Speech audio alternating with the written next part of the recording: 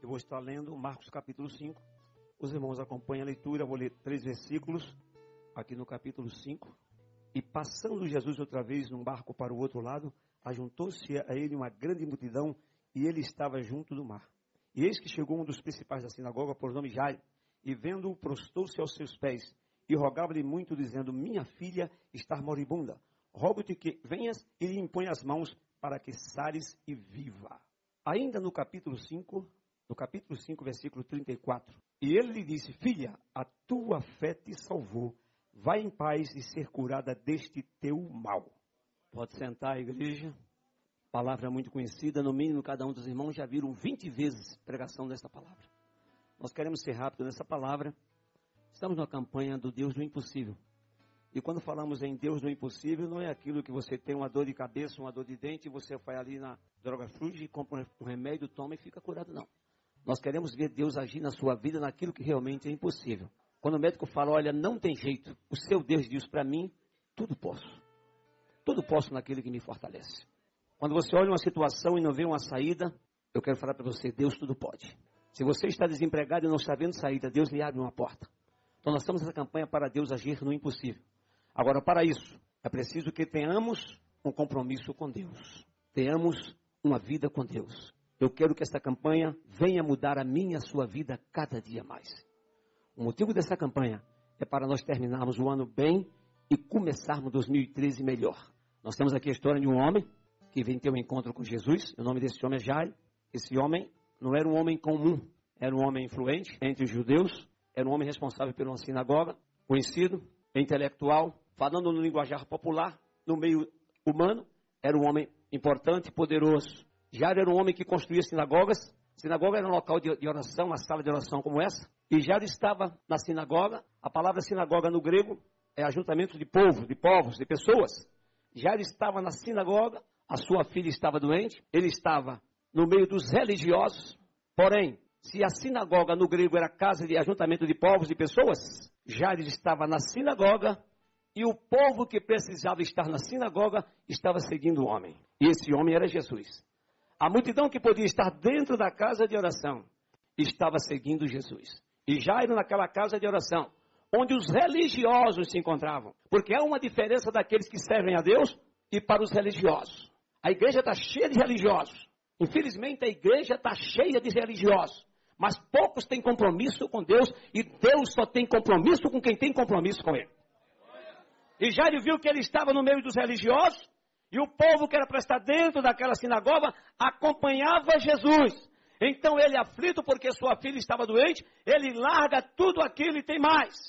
Numa época em que Jesus não mais podia entrar nas sinagogas, porque era tido como subversivo, um homem que tinha vindo para montar um governo paralelo, Jesus estava causando problemas no meio das grandes autoridades, porque ele fazia a diferença.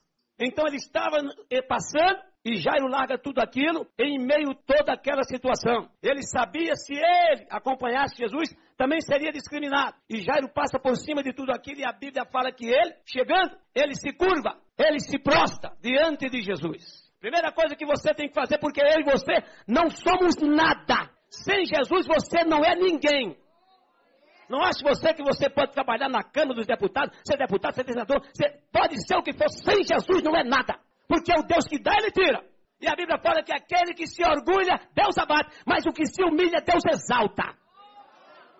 E Jairo venceu todo aquele preconceito, porque sabia que o que ele estava fazendo ia levar ele a ter problemas com as autoridades. Porque Jesus já era discriminado, mas ele vence todo aquele preconceito e a sua atitude levou outras pessoas a ser seguidores de Jesus. Então aquele homem desce do seu pedestal, se curva e fala: mestre.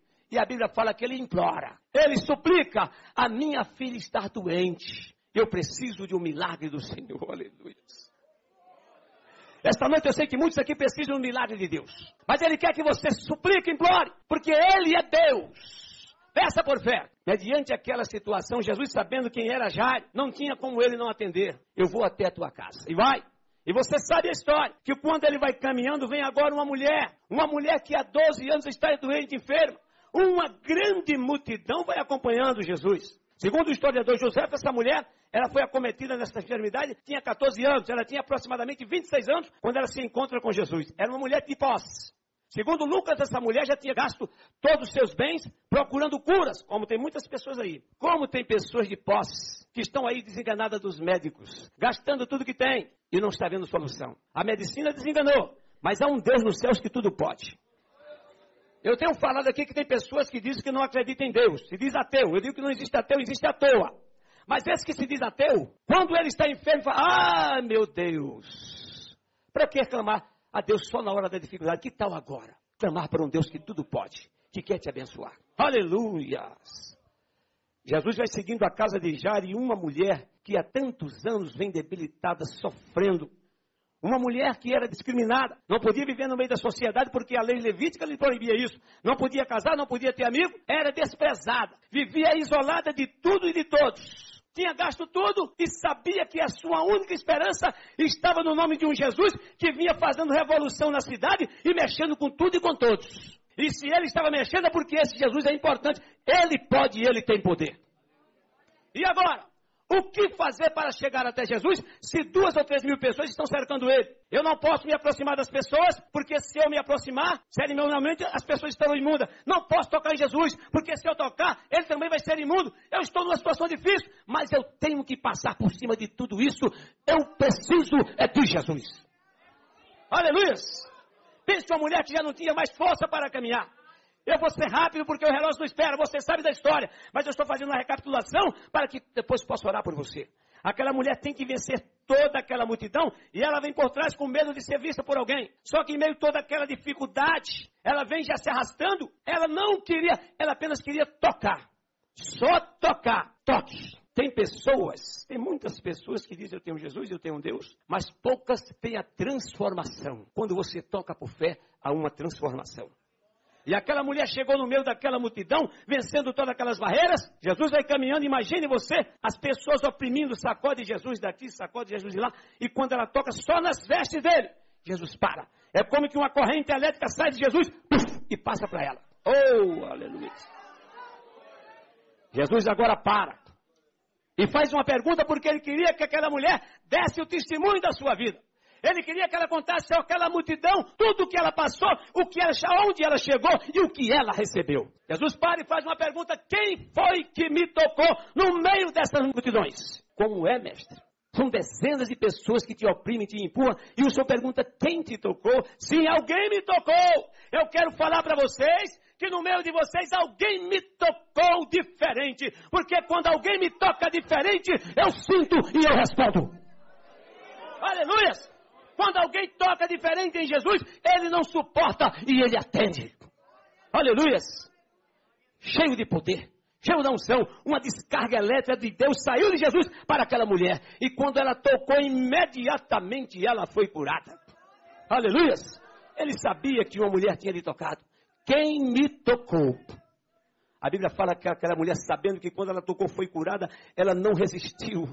E a Bíblia fala, então ela contou-lhe a história. Ou seja, ela pregou, ela testemunhou que há 12 anos não podia viver, não podia se casar, não era feliz, era uma mulher infeliz. Mas Jesus olha toda aquela cena. Ela estava com medo de tocar em Jesus porque era um rabi.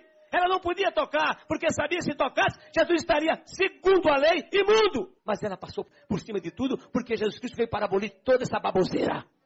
Aleluia! Ela conta toda a história para o mestre. E o povo está vendo. Mulher doente há tantos anos. Jesus fala, filha, a tua fé te salvou. Ele não fala te curou, ele fala te salvou. Aleluia!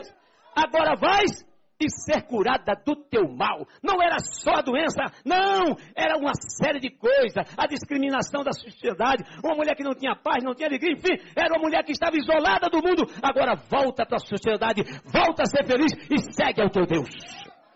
Aleluia!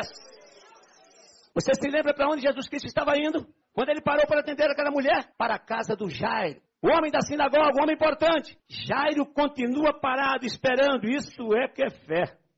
Todos conheciam aquela mulher. Jairo podia ter falado, olha Jesus, essa mulher não vale nada. Essa mulher não pode nem estar aqui não. O senhor primeiro vai na minha casa porque eu sou Jairo. Eu sou importante. Ele continuou parado, esperando e confiando. Olha aqui para mim. O seu tempo não é o tempo de Deus. Deus tem um tempo na tua vida. E no tempo dele você vai saltar como um cabrito. Você vai dar o seu culto de ação de graça e quem sabe ainda este ano.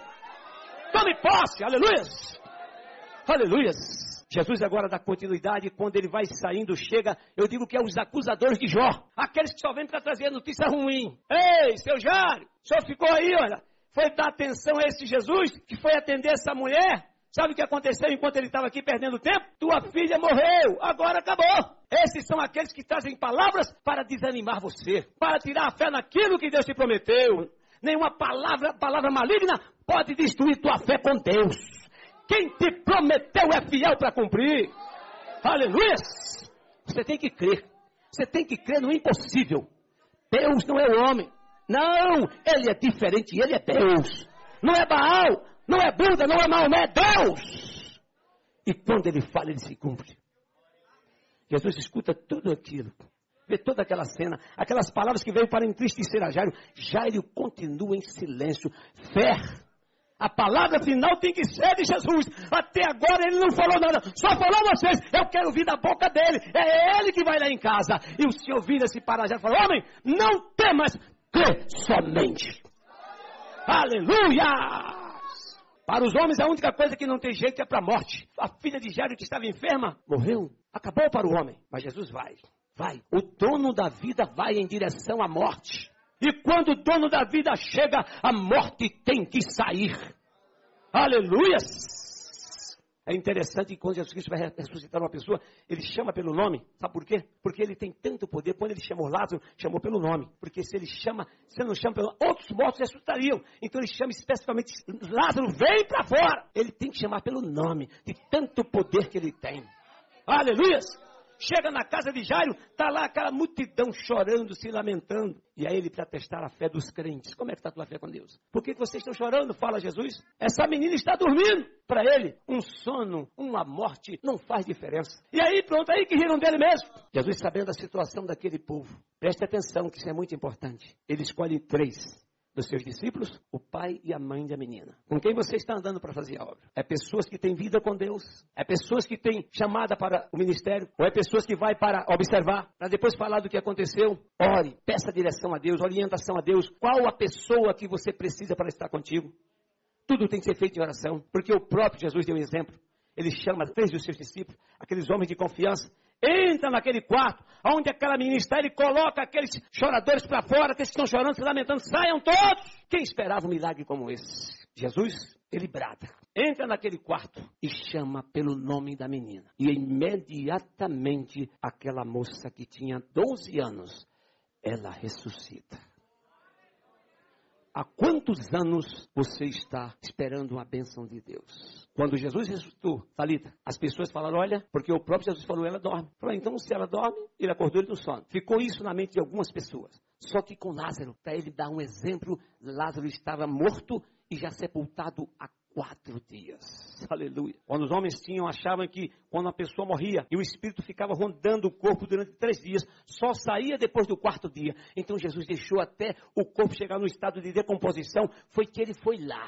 Falou: agora eu vou tirar Lázaro do túmulo para mostrar para o homem que eu sou Deus. Sou homem, mas 100% Deus. E todo o poder foi me dado nos céus e na terra. Agora ele falou: olha, vocês tirem a pedra. É preciso que tiramos a pedra da incredulidade. Tire a pedra da incredulidade do seu coração, porque hoje o Senhor pode te surpreender. Ainda esse ano o Senhor pode lhe surpreender. Não desanime, porque você está vendo o ano findar. Faltam 2 meses ou menos de 2 meses para concluir o ano. Senhor, até agora nada. Mas o meu Deus, o seu Deus, é o Deus que 1 minuto antes da meia-noite, ele brada e traz a resposta. Aleluias, aleluias, aleluias.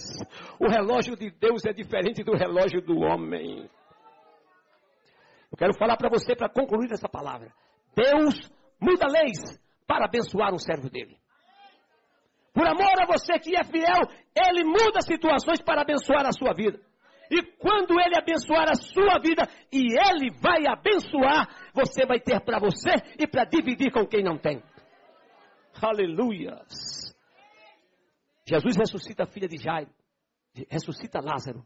E hoje ele quer ressuscitar você, que está sem paz, sem esperança, sem alegria. Fale: tudo posso naquele que me fortalece. O que é impossível a você, é possível a Deus. Aleluias. Eu vou orar por você. A igreja vai orar por você. Você chegou aqui sem esperança, desanimado, triste, abatido. Quando Jesus curou um paralítico, ele viu que o paralítico estava desanimado, triste. Ele falou, filho, tens bom ânimo. Ele está falando contigo, filho, tens bom ânimo. E ele fala uma palavra que falou naquela época, perdoado são os teus pecados. Vais, não peques mais, para que não te aconteça coisa piores. O que você fez daqui para trás vai ser jogado no mar do esquecimento. Comece uma nova vida com Deus. Quer ser abençoado por Deus? Igreja, preste atenção em poucas palavras. O que Deus está falando, não eu. Ele está usando a minha boca para falar com você, igreja. Quer ser abençoado? Mude a sua vida, o seu modo de viver. E passe a ser uma pessoa espiritual. Uma pessoa santificada, separada, viva para Deus. E veja o que Deus vai fazer na sua vida durante esses poucos meses que faltam para concluirmos o ano. Deus vai restaurar teu casamento. Deus vai entrar na tua vida profissional, material, espiritual, e as pessoas vão olhar para você e vai falar o que aconteceu. Você vai apontar para cima e dizer, foi Ele, Deus, Jesus. Se você fizer isso, se houver mudança na sua vida, uma vida de santificação com Deus, sua vida vai mudar. Quantas pessoas que estão na igreja 2, 3, 10 anos e não se vê mudança de vida. Outras pessoas entram na igreja com tão pouco tempo e você vê Deus mudar. Faça como Jairo, desça, se humilhe para que Deus possa te exaltar. A soberba, Deus não opera. Repito, aonde há soberba, Deus não pode operar.